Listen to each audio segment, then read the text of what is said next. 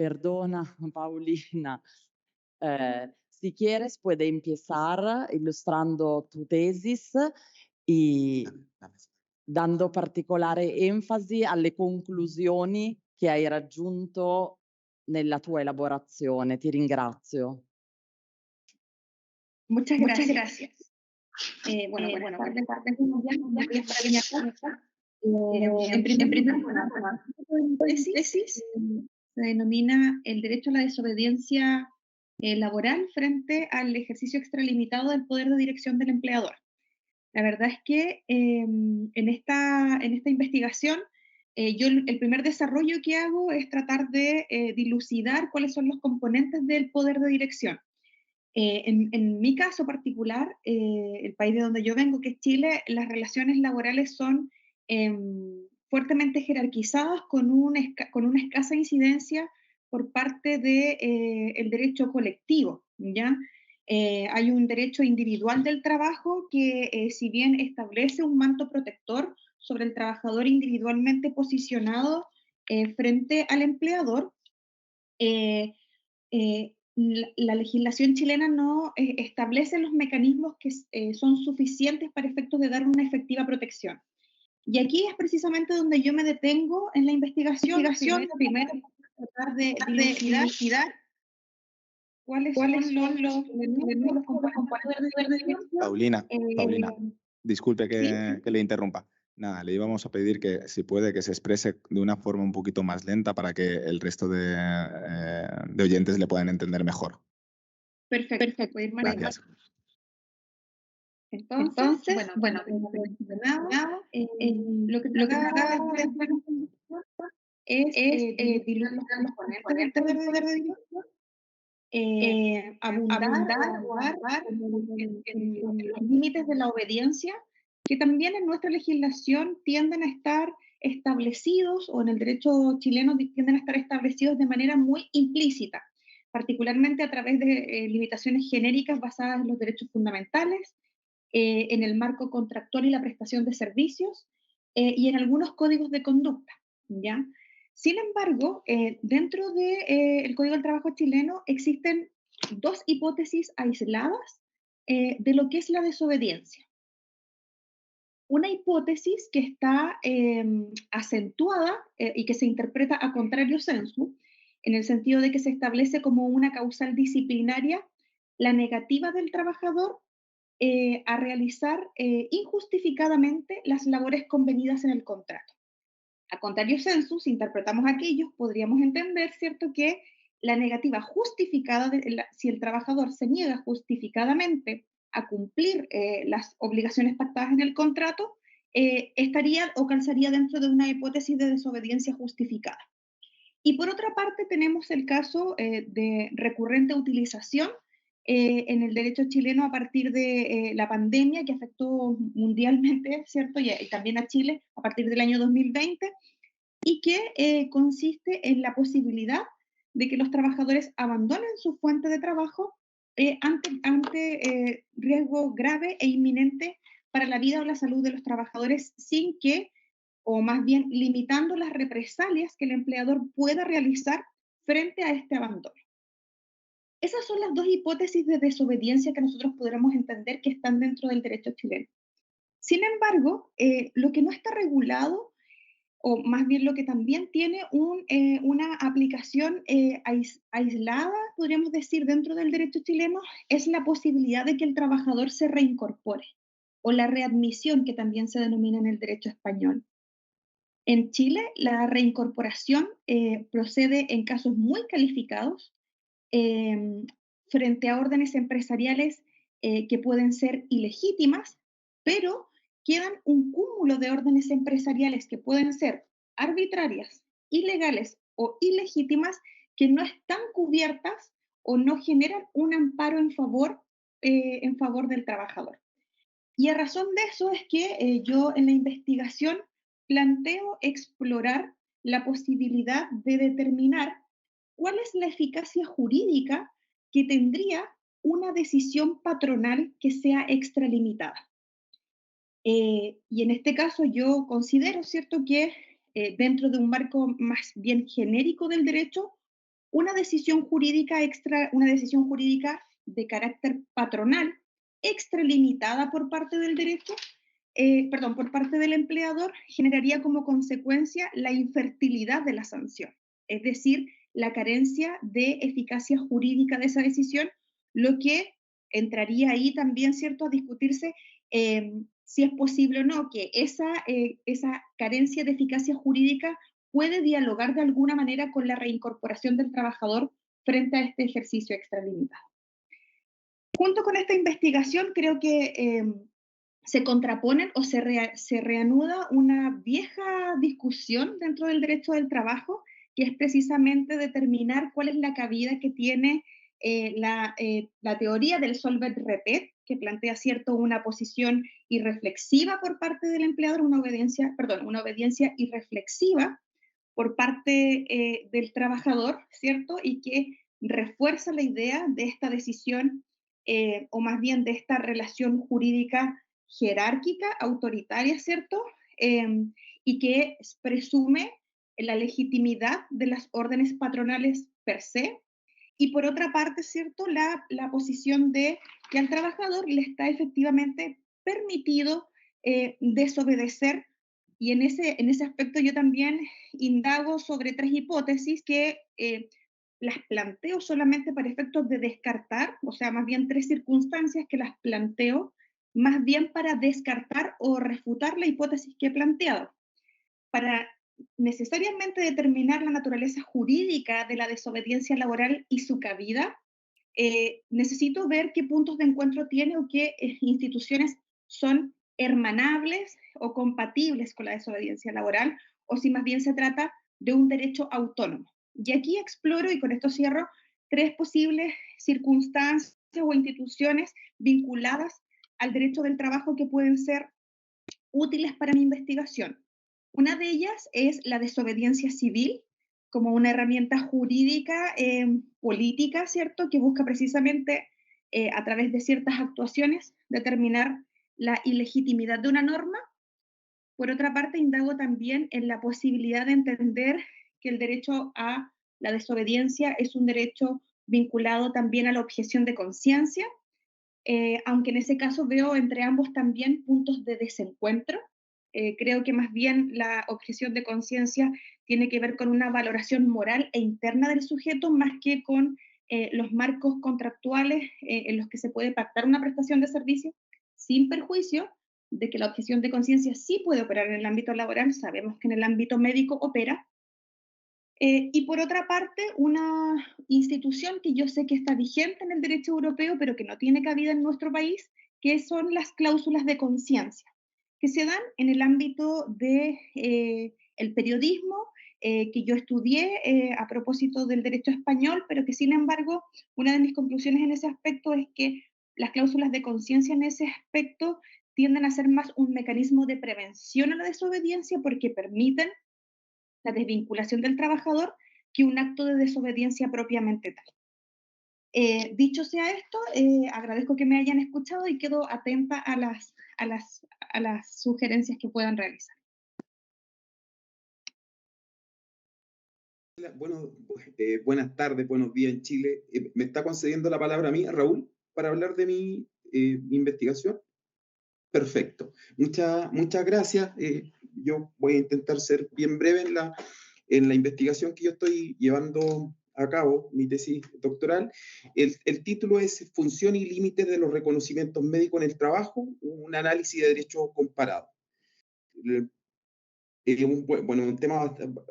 bien acotado y que dice relación esencialmente con cuáles son las funciones legítimas que puede perseguir el empleador a través de, puede o debe perseguir el empleador a través de los reconocimientos médicos, y si no se persiguen esos fines, si esos serán ilícitos y qué afectación de qué derechos de los trabajadores podrían afectarse. Por lo tanto, no analizo luego qué consecuencias reparatorias podrían perseguir los trabajadores afectados, ni tampoco cuestiones más bien como manejo de datos y eso, porque es fuera del objeto de mi investigación. Y los ordenamientos jurídicos que yo elegí para efectuar esta investigación son la normativa australiana, donde yo estudié, y que me he dado cuenta que tiene una gran influencia y cada vez en otros países, y por las similitudes que tiene también con nuestro país. La normativa norteamericana, donde surgieron los reconocimientos médicos conectados con la normativa antidiscriminación y particularmente test de droga, donde ha tenido mayor influencia, y la normativa española, porque tiene mucha influencia en Latinoamérica, entre ellos Chile. La investigación tiene cuatro capítulos. En la primera se trata el concepto de reconocimientos médicos, es decir, a qué nos estamos refiriendo cuando hablamos de reconocimientos médicos. Si estas normativas definen los reconocimientos médicos, o si no lo hace la normativa, si lo hace la jurisprudencia, que recordemos los países del common law es una fuente del derecho bastante potente, o bien la doctrina efectúa ciertas precisiones al respecto. Y ahí nos adentramos y detectamos que la normativa que más define esto es la normativa norteamericana, especialmente a propósito de la American with Disability Act de 1991, que trata, que tiene ciertos conceptos complementados con la regulación de la Equal Employment Opportunity Commission, que tiene bastante influencia y tiene competencia para dictar regulaciones al respecto, y ha precisado muy bien este concepto. Y luego un segundo capítulo que es la esencia, yo diría, o que trata principalmente el tema de la investigación, es analizar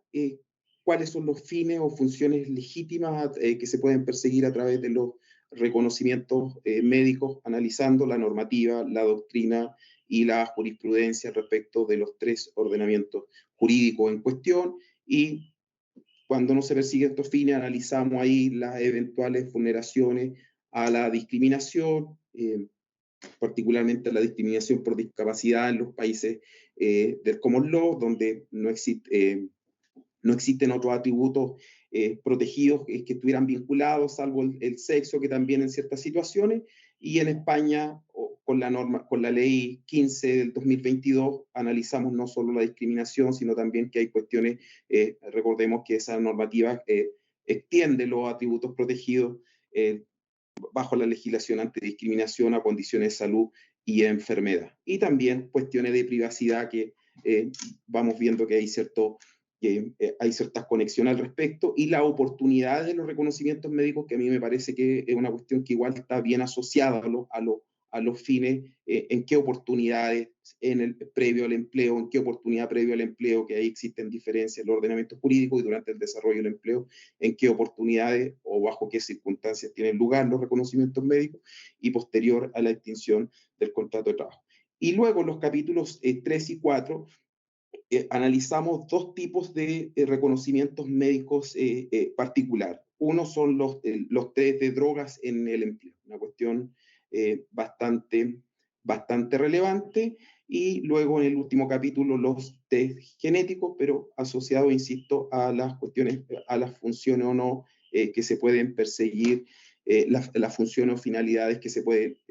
perseguir el empleador lícitamente a través de estos reconocimientos. Bueno, se preguntarán ustedes cuál es la conexión con el tema que yo envié a exponer en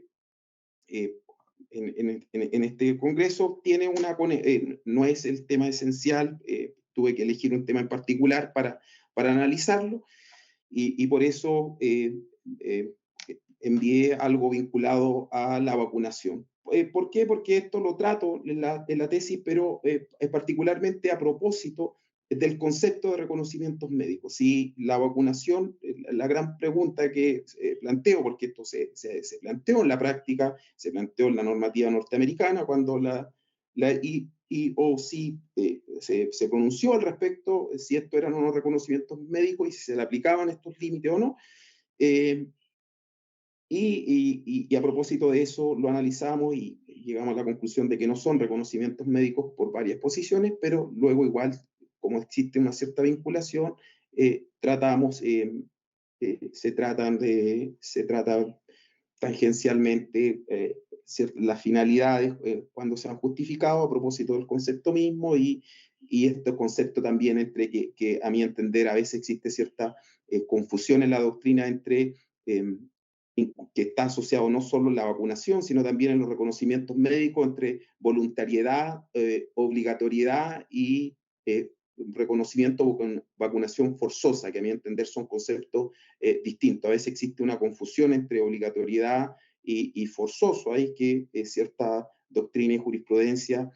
ha precisado y hoy día, a mi entender, ha tenido un muy buen desarrollo precisamente a propósito de la vacunación por COVID, precisando y efectuando distinciones, qué es lo que es forzoso y qué es lo que no es forzoso, y que yo en la presentación que envié expongo gracias a la jurisprudencia, particularmente del Common Law, que es el objeto que yo estoy analizando, pero yo sé que existen otras jurisprudencias que esto lo ha analizado, como el Tribunal Constitucional Alemán, más recientemente trató estos temas de forma bastante relevante, pero como no es objeto de la investigación no lo expuse,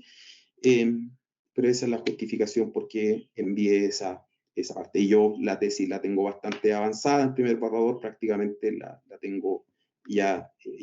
terminada. O sea, faltan unas par de páginas en el primer borrador al respecto. Muchas gracias.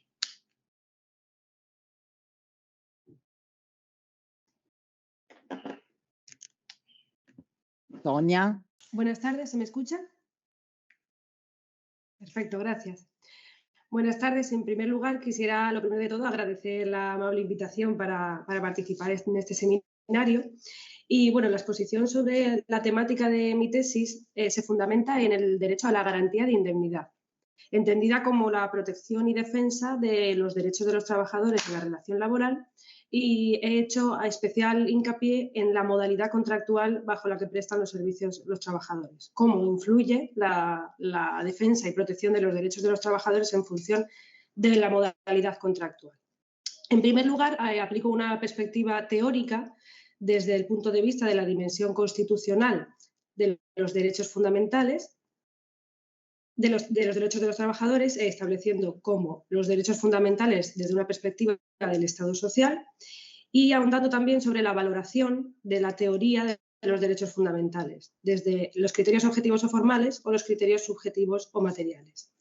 Y cómo, a su vez, estos derechos inciden en las relaciones laborales, inciden de manera directa, como en el caso de los derechos fundamentales específicos, o de manera indirecta con los derechos fundamentales inespecíficos. Posteriormente paso a detallar los derechos laborales, digamos, ordinarios de los trabajadores previstos en el Estatuto de los Trabajadores. En el segundo bloque ahondo en la figura del contrato de trabajo en sí, de las diferentes modalidades contractuales. Considero que el contrato de trabajo es el eje central del derecho del trabajo. Es sumamente determinante de las condiciones en las que se presten servicios por parte de los trabajadores. En primer lugar, tienen unas importantes incidencias jurídico-sociales, debido, en el caso de España, de una altísima temporalidad histórica que ha derivado en una situación de precariedad de los trabajadores, especialmente de los trabajadores temporales, incidiendo en cuestiones tan relevantes como el salario y con criterios tales como mayor incidencia en el caso de las mujeres, en función de la edad, en función del nivel educativo, y asimismo tiene unas graves repercusiones tanto a nivel de jornada de trabajo, nivel de retribución, siniestralidad e inclusive de riesgos psicosociales de los trabajadores. Posteriormente hago un análisis a raíz de la reforma laboral realizada en el año 2021 respecto a las modalidades contractuales, a las reformas en las modalidades contractuales principalmente desarrolladas por los trabajadores, analizando las diferencias y las implicaciones que ha tenido esta reforma laboral. Una mayor incidencia y una mayor repercusión en una minoración de los contratos temporales y mayor incidencia en los contratos indefinidos y fijos discontinuos. Asimismo, realizo también una serie de propuestas de mejora que pudiera haberse ampliado a través de la reforma laboral, pero bueno, que se espera que en años futuros siga avanzando en el buen camino que se comenzó a raíz de esta reforma. Finalmente, analizo la conjugación de lo que son los derechos de los trabajadores con la propia figura de la laboralidad. El contrato de trabajo, en la mayor parte de las ocasiones, supone un límite para los propios derechos de los trabajadores y para su ejercicio. El hecho de que exista una voluntariedad limitada por la propia necesidad del desempeño de una relación laboral, asimismo la subordinación y la dependencia de un trabajador con respecto al empresario, ya supone que éste sea la parte débil y que, por lo tanto, la defensa y protección de sus derechos dentro del marco de la relación laboral sea más complicada. Por lo tanto, analizo cómo la jurisprudencia ha ido estableciendo una serie de medidas correctivas de esta situación para intentar equilibrar las fuerzas entre ambas partes, en las cuales se puede destacar el principio de indubio pro operario, asimismo el derecho a la resistencia del trabajador y, con mayor hincapié, el derecho a la garantía de indemnidad, entendido como la vertiente del derecho fundamental a la tutela judicial efectiva, previsto en el artículo 24.1 de la Constitución española, y que ampara al trabajador reclamante frente a posibles respuestas represivas del empresario por el hecho de que el trabajador haya reclamado sus derechos. En este sentido, hago especial hincapié igualmente en la jurisprudencia, en cómo la jurisprudencia ha entendido que opera este derecho a la garantía de indemnidad en función de la modalidad contractual del trabajador. Pese a que en principio pudiera parecer que todos los trabajadores ostentan los mismos derechos con independencia del tipo de contrato bajo el que presten servicios, es verdad que la jurisprudencia ha venido estableciendo una serie de condicionantes más específicos para los trabajadores temporales que para los trabajadores indefinidos, lo cual ahonda asimismo en las diferencias que ya por sí tenían, tanto en las consecuencias sociolaborales como las consecuencias profesionales que derivan de esta alta tasa de temporalidad. Finalmente, lo que trato de realizar es una serie de propuestas igualmente de mejora al respecto para intentar equilibrar las fuerzas entre ambas cuestiones, intentar que los trabajadores con contrato indefinido y con contrato de duración determinada tengan los mismos requisitos y los mismos derechos de protección y de defensa de sus derechos con independencia de la modalidad contractual para la que presten servicios. Ese es a grandes rasgos el tema principal de mi tesis y quedo abierta a cualquier comentario al respecto. Muchas gracias. Viviana, ¿quieres hacer tu conclusión? O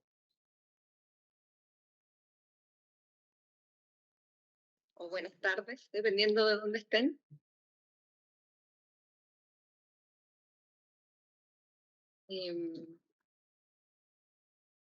Bueno, en primer lugar quería agradecer al comité organizador de este tercer seminario internacional de investigación predoctoral.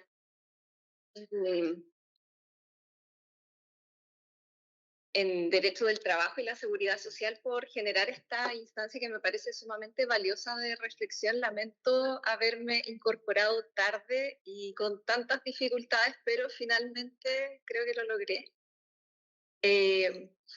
En este caso, se abre un espacio para debatir acerca de la manera en que los derechos fundamentales operan frente a los poderes de la empresa a partir de estos tres trabajos que me parecen tremendamente estimulantes y sugerentes. Quiero hacer comentarios más para permitir una discusión amplia entre todas y todos los participantes del seminario,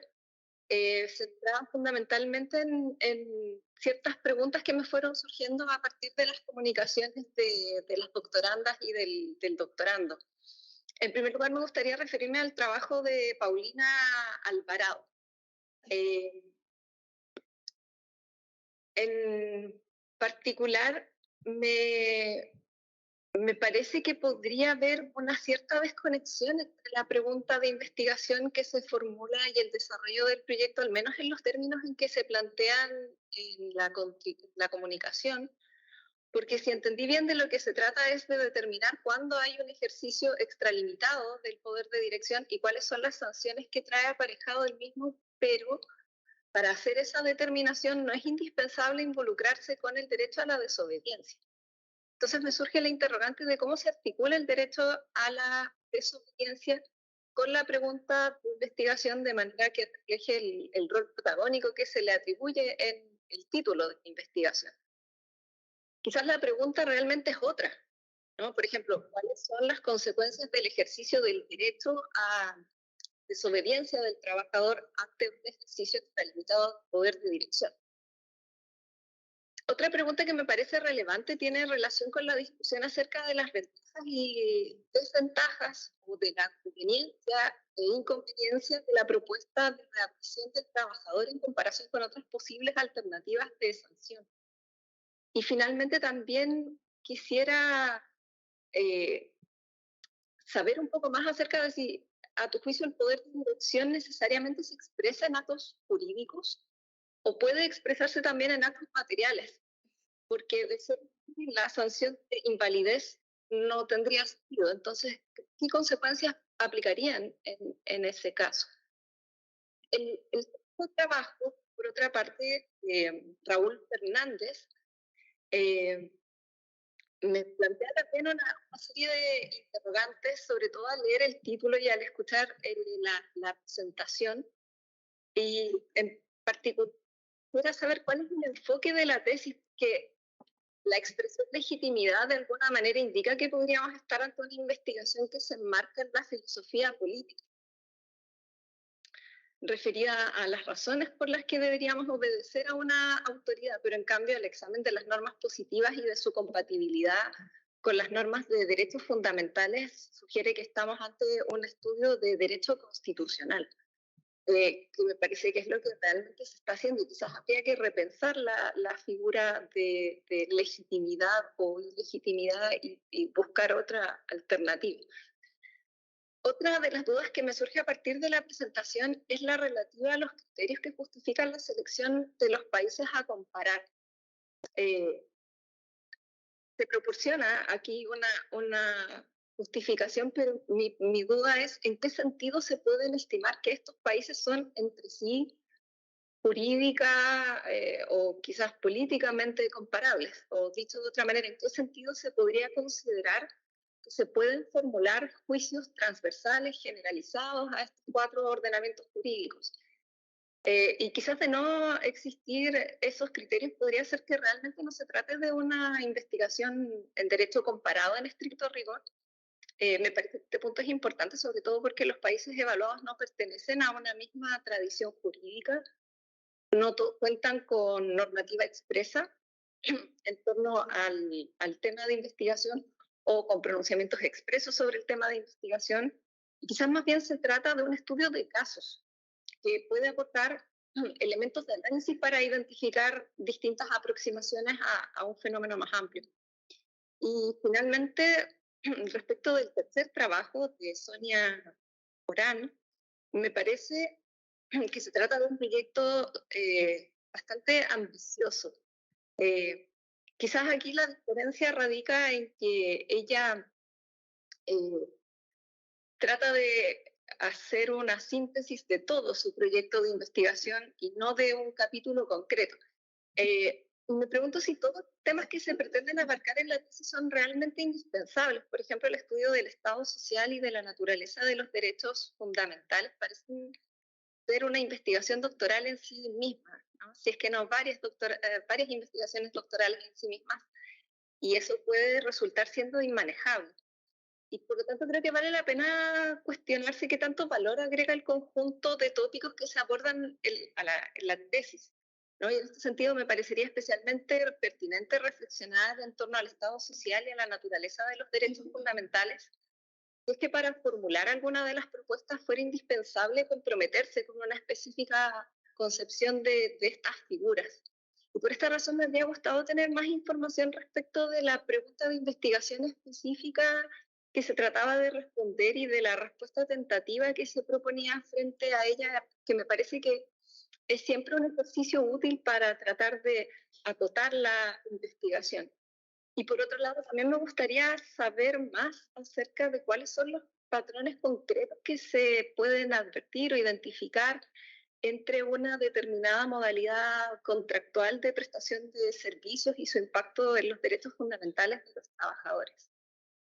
Y para cerrar, solamente quisiera felicitar a las doctorandas y al doctorando por sus proyectos de investigación que muestran claramente el carácter global de los problemas que estamos discutiendo y refuerzan la necesidad de profundizar con estudios como los que ellas y él están desarrollando.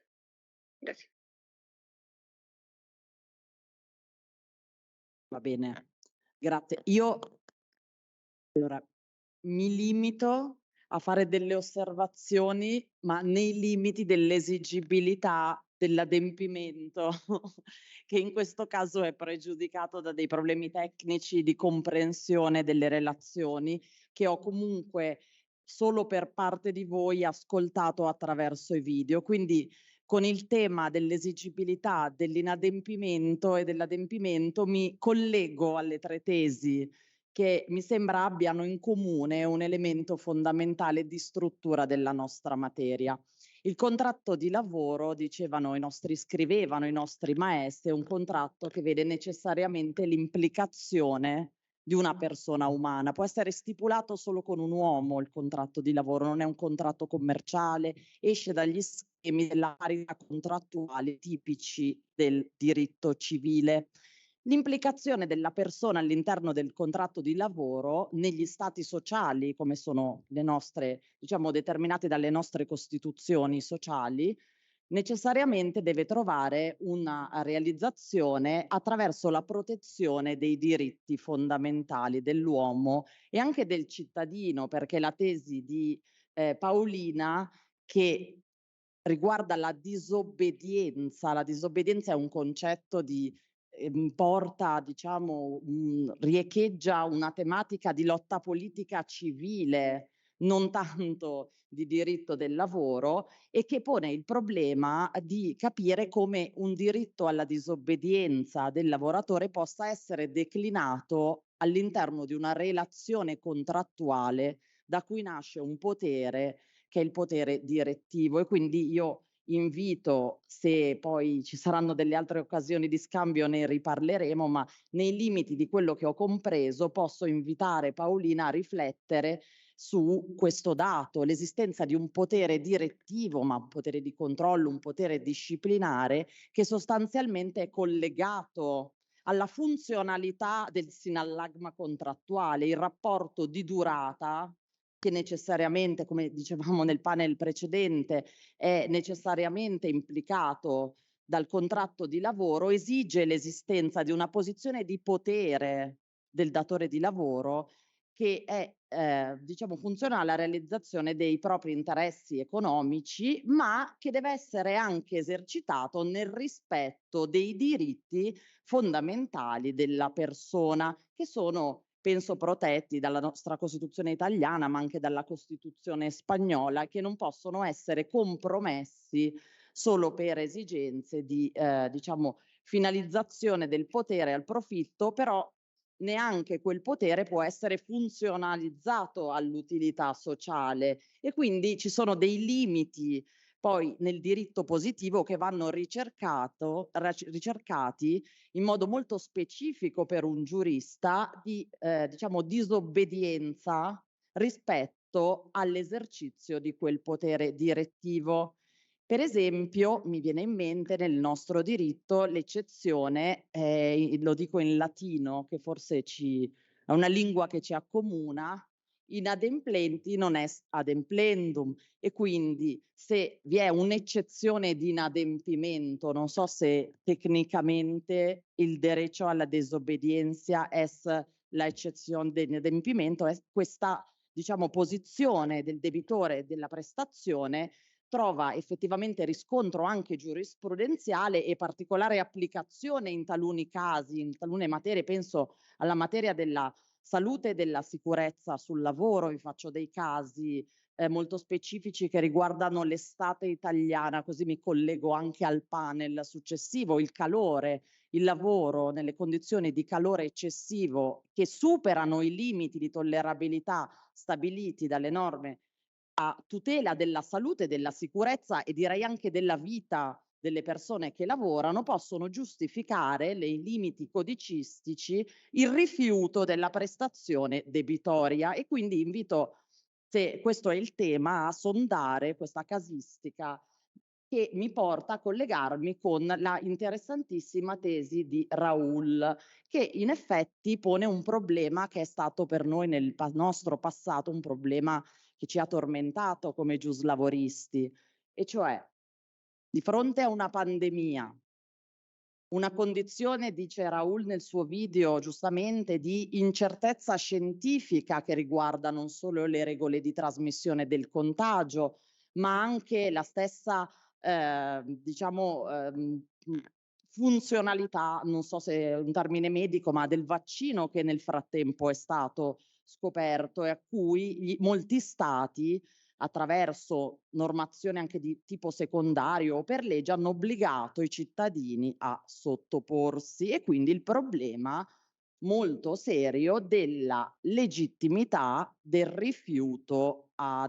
vaccinarsi dei lavoratori nel nostro caso, e non possiamo, è un tema molto ampio e molto complesso che ci potrebbe far dibattere per almeno i prossimi 2 giorni, con buona pace degli organizzatori del convegno. E qui io ho sentito l'interessante comparazione tra il diritto degli Stati Uniti, del Canada e dell'Australia e il diritto spagnolo. Ho riflettuto sulla condizione italiana, che mi sembra simile, mi sembra un mix tra le due situazioni, perché nella nostra Costituzione l'articolo 32 protegge la salute dei cittadini, ma prevede anche al contempo che nessuno può essere obbligato, se non per legge, a un determinato trattamento sanitario. Che cosa accade però all'interno del contratto di lavoro? Perché dobbiamo ritornare sempre davanti a questo tema di protezione alla struttura del contratto. Il datore di lavoro ha un obbligo di proteggere la salute, la personalidad moral, il fisico e la vida del trabajador, ma ha non solo questo dovere, lo ha nei confronti di tutti i lavoratori. E la trasmissione può inficiare non solo il lavoratore che non si sottopone al vaccino, ma anche gli altri lavoratori. Quindi abbiamo delle norme che proteggono dal rischio, dagli agenti biologici, la salute e la sicurezza dei lavoratori, e che obbligano il datore di lavoro, esiste un obbligo nella nostra legge, a fare delle ispezioni attraverso il medico competente, la sorveglianza sanitaria dei lavoratori, e a mettere a disposizione per talune categorie individuate di lavoratori i vaccini. Il lavoratore è obbligato, adesso io non sto parlando del problema del Covid, che è un problema ulteriore, perché l'incertezza scientifica ha creato un dibattito evidentemente su questa normativa, ma il lavoratore, qual è la conseguenza di un lavoratore che deve vaccinarsi e si rifiuta di farlo? Quali sono, Raul, le conseguenze giuridiche? Il rifiuto è legittimo perché è costituzionalmente garantito, dall'altra parte però quel potere direttivo di cui parlavamo prima può essere esercitato, perché anzi deve essere esercitato, perché il datore di lavoro potrà esercitare lo ius variandi per modificare le mansioni, se il lavoratore ha per esempio un contatto col pubblico, con gli altri lavoratori, per spostarlo, per evitare. Noi abbiamo una norma che glielo impone, l'obbligo di sicurezza. In omaggio a quell'obbligo dovrà esercitare il potere, attraverso anche la sorveglianza del medico competente, naturalmente, qualora vi sia un'attestazione medica, di trasferire il lavoratore. Dall'altro punto di vista ti suggerisco, Raul, anche di andare a vagliare qual è la posizione davanti al rifiuto legittimo di vaccinarsi degli enti assicurativi. Gli enti assicurativi potrebbero sottrarsi alla tutela, diciamo, assicurativa nei confronti di colui che si rifiuta di vaccinarsi? Questa è una domanda che secondo me andrebbe a corroborare la tua tesi, a impreziosirla ulteriormente, perché per esempio noi abbiamo avuto in Italia dei casi di infermieri che si è posto il problema e l'INAIL, poi Giuseppe Ludovico è più diciamo adeguato di me a spiegarvi la questione previdenziale, ma l'INAIL ha sostanzialmente sostenuto che l'ente previdenziale non potrebbe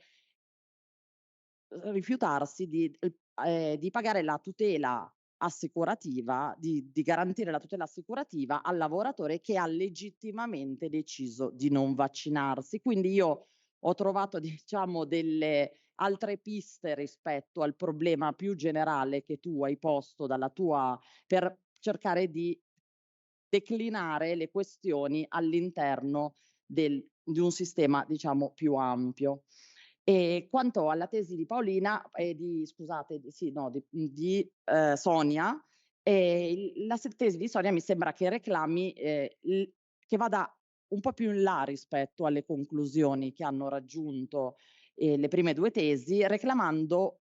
l'effettività di questi diritti. Il ragionamento intorno all'effettività della tutela mi sembra che sia svolta da Paolina, anche se devo dire che anche nel video io non ho mi riservo, diciamo, di fare una chiacchierata con te, spero non a Milano, in un'altra città, in cui non ho capito però, al di là della differenza di trattamento, mi sembra che il problema del tuo studio sia quello della tutela della sicurezza, intesa come sicurezza della persona non come vita e salute, ma come sicurezza contro la precarietà e una differenza di trattamento tra